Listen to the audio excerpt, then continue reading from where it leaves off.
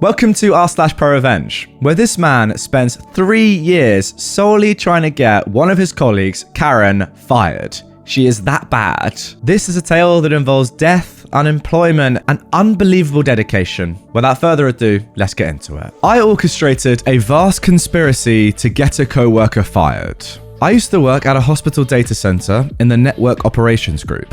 We physically sat in a room 24/7 next to the servers to make sure things didn't catch on fire, monitor it for alerts, and did routine things like swap out tape backups. But it was pretty simple work. This was ostensibly a tech job, but there were people who had been there for many years back when you had to change out printer paper and run a command from an IBM mainframe. It was on really specialized hardware and software that was difficult to apply elsewhere, so it had become a dead-end job. And because there were people who weren't tech savvy at all really, we weren't given much responsibility. You can't tell some people they can log into a server and others not, so we were reduced to the lowest common denominator. We were a network operations center where nobody was allowed to interact with any network equipment. Lowest common denominator, you say? Meet my new supervisor, Karen. Not her real name, but definitely her real spirit. She'd been there for over 20 years and got the job solely based on seniority. She was a sociopathic narcissist and one of the most unpleasant people I've ever encountered.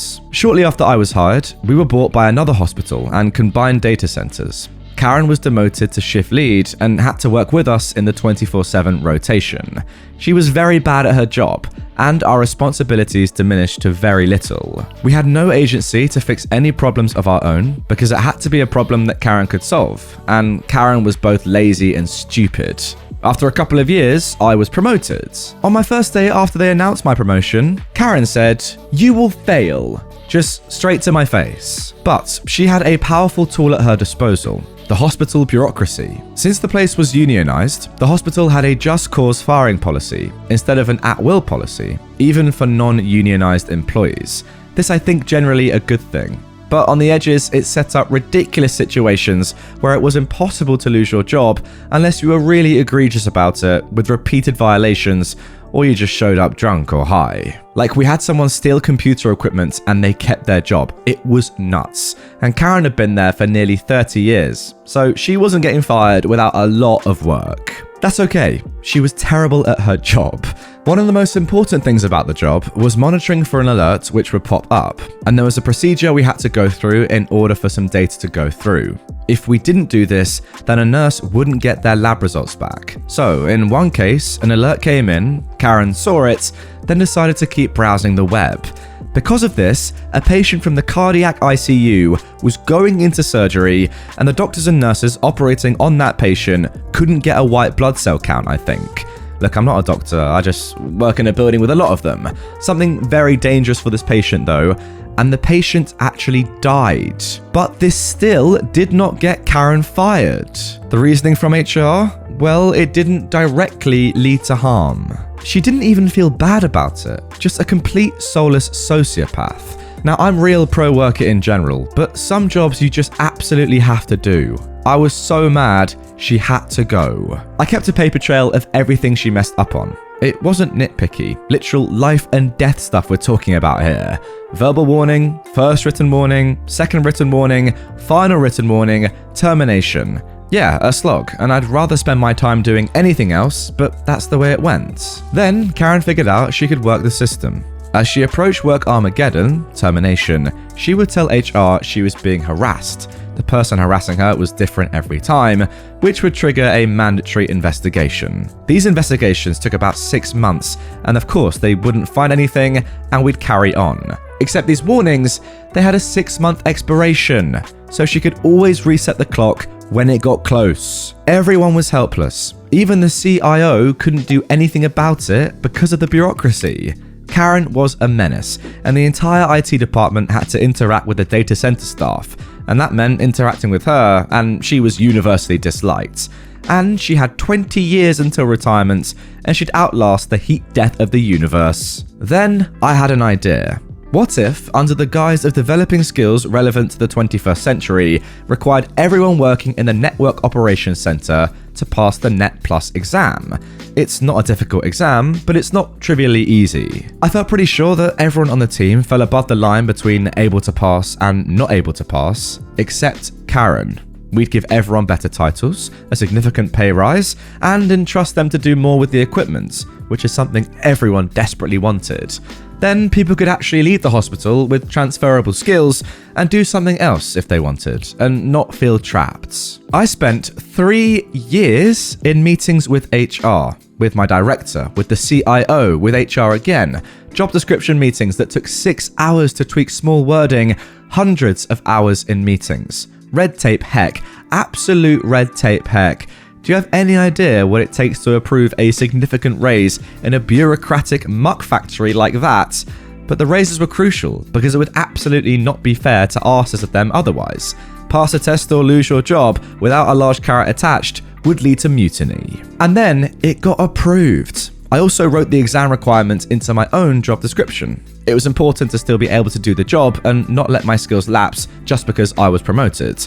Also, this meant I could cover for people when they were on vacation or sick. Plus, I also got that sweet pay bump. It went over well. I was nervous, but the plan made sense, and I was able to communicate that. People would be more marketable. The job would be more interesting.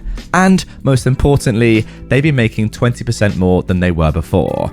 And I think it really helped that I also gave myself the same requirements when I absolutely could have chosen not to. The hospital would pay for off-site training. They would still get paid their full hourly during the training, including shift differential for second and third shifts. We paid for all the materials. I scheduled 8 hours a week for people to go someplace quiet and study.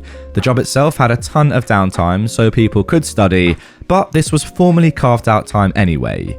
We pay for the exam, and if they failed, we'd pay for the second attempt. We were given 8 months to pass the test, so this is how it was for the 8 months. The whole point of this was I didn't want Karen to have any excuse whatsoever and somehow convince HR that this process was rushed or unfair. Everyone passed on the first attempt, except Karen. Karen didn't pass her second or her third attempt, a bonus attempt. Karen, being the classic narcissist, thought this was somehow all about her, that this was a vast conspiracy engineered over multiple years and hundreds of hours just to get rid of her, and she'd tell everyone within earshot that's what was going on. Yeah, okay, Karen. You realize how insane that sounds, right? Not everything is about you. Sheesh. Well, okay, in this case it is, but still, only I and 2 other people know that. I remember the exact time and date we told her. She was in such deep denial that it could ever happen. She thought she was bulletproof. I don't think I'll ever achieve anything more satisfying in my career. I'm not usually one to take satisfaction in seeing someone's livelihood go, but she was uniquely awful. She was a patient danger, and it had been nearly a decade of working with her by this point.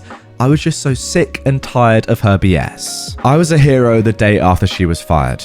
I went to the main office for a meeting, and people were congratulating me like I just had a kid or won a marathon or something. Even the CIO. They were just happy for me that I didn't have to supervise Karen anymore.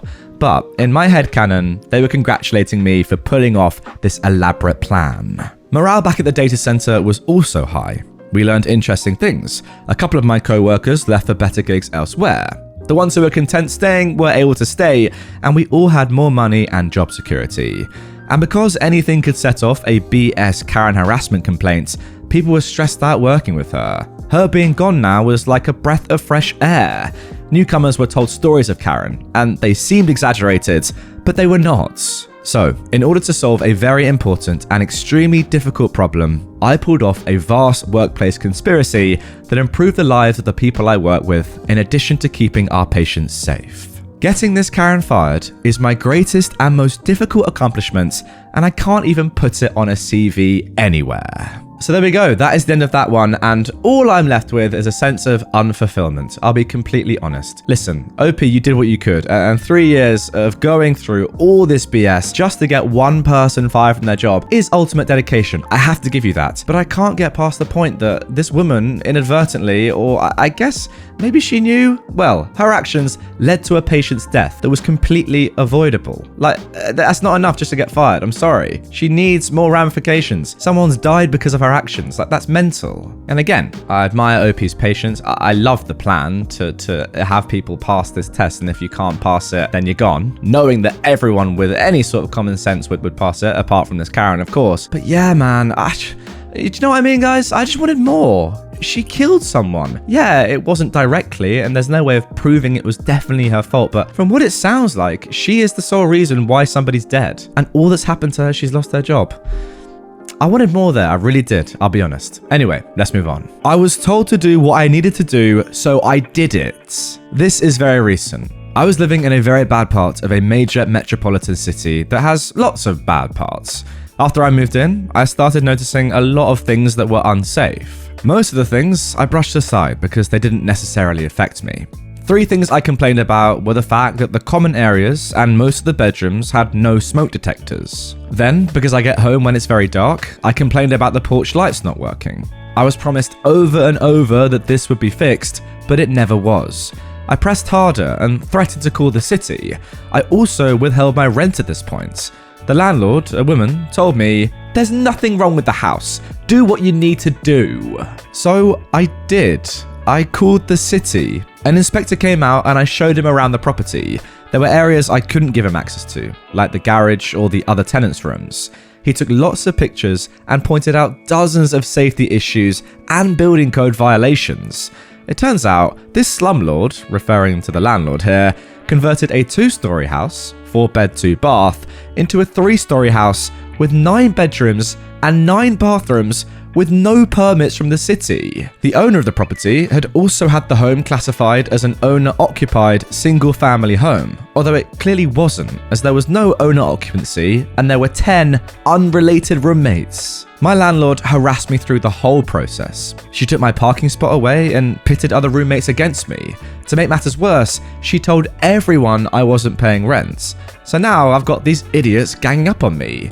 It was so bad that I couldn't be in any of the common areas for even 1 minute without being harassed. I also got a bunch of notices accusing me of random things and an eviction notice because I wasn't paying rent. The report from the city came out and it had over a dozen violations, including some very serious ones. It was going to cost the owner tens of thousands of dollars to repair the house to get it up to standard. The house started to become safer. There were smoke detectors, railings for the stairs, working porch lights, a carbon monoxide alarm, and the owner was forced to put a railing on a balcony that didn't have one. Through all of this, the owner is making $10,000 per month in rents, charging for parking, and there's another large house on the property that he's renting.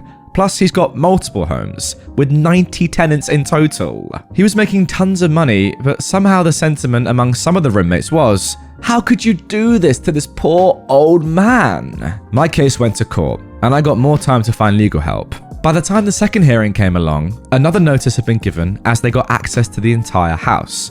Plus, they were still in violation and had not cured all of the problems, so they got fined daily. With my court date a week away, the owner's attorney started to try and negotiate with me. In court, I'd asked for $16,000, and they knew I was going to get it because they were obviously going to lose. So I ended up settling for $7,000 and 30 days to move out, plus 8 months of rent forgiveness. I guess I just did what I had to do. Honestly, I'm kind of surprised with this one. I thought the implications on the owner and the landlord would have been far greater than just $7,000. I know it's a lot of money, and 8 months of rent relief is also a lot of money. What's that? $8,000 as well. So they've lost probably, what, $15K flat, and then some other fines. But I feel like it should have been way more. They were breaking the law here. $15,000 and a little bit more surely isn't enough to cover that, is it? I don't know, maybe it's just me. It just seems extremely lenient. They had 10 people in a house when they said the owner was living, like, that's fraud. You can't do that. I'm pretty sure if you did that in my country, and I do mean this, you would be going to prison because that is fraudulent. I don't see a way in which you could get away with that. Comment down below, what are the normal rules in America? I want to know. I guess the overarching point is, why do landlords have to be like this? Why are there so many landlords? I swear it's a normal, common thing with landlords to just be terrible. It's easy to be a nice landlord, isn't it? Do the jobs that you have to do when the house is falling apart, get paid rent, and then just sit back and relax. Is it not as simple as that? You're earning good money. This guy's got 90 tenants. I mean, think of the turnover. It's ridiculous. Fair play to him, building a nice business, but don't exploit people like this. Don't make them live in terrible conditions, and don't break the law, you mug. Anyway, guys, that is going to do it for this episode of r/ProRevenge. Really hope you've enjoyed it. If you did and you want some more revenge stories right away, check out r/ProRevenge, the movie on screen. Over 2 hours of quality revenge stories that you're not going to want to miss. Give it a little click, and trust me, you'll be entertained for at least 2 hours and 7 minutes, I can assure you.